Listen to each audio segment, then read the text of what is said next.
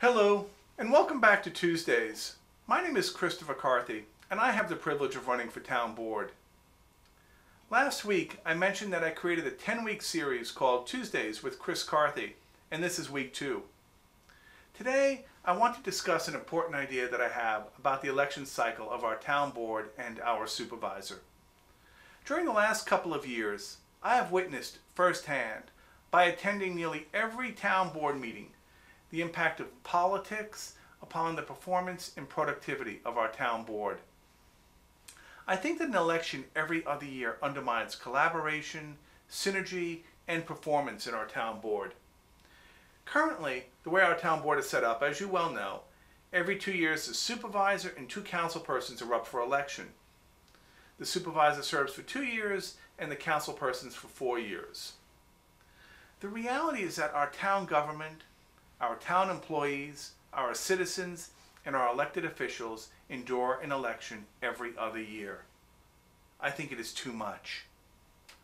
I am suggesting that we, as a community, consider extending the supervisor's term to 4 years, and that all council persons should run together, 1 election every 4 years.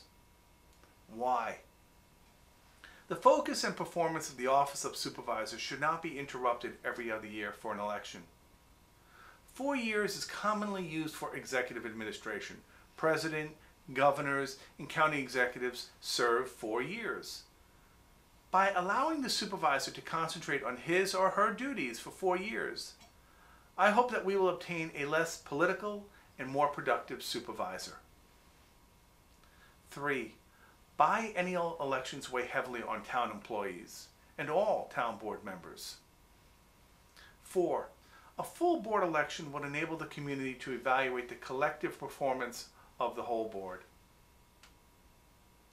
The argument against all town board members running together is that a biennial election provides overlap in experience from town board to town board. I see it as very unlikely that our community would vote the whole board out, and if it did, well then, that is your privilege. The last thing I feel like doing is running for office again in 2 years, but I would be willing to seek re-election in 2 years if we adopted this new schedule. One of the objectives of an election should be to attract the best and the brightest to office. If we construct political office so that it is punishing, then the construction does not serve our objective of attracting the best and the brightest. Good candidates who are interested in participating in the governing process might say, "Oh, the heck with it, I don't want to run for office every 2 years."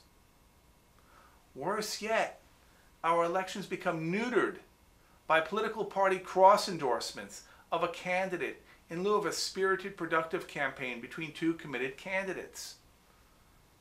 The consequence of cross-endorsements is that when you visit the polls on election day, you have one option.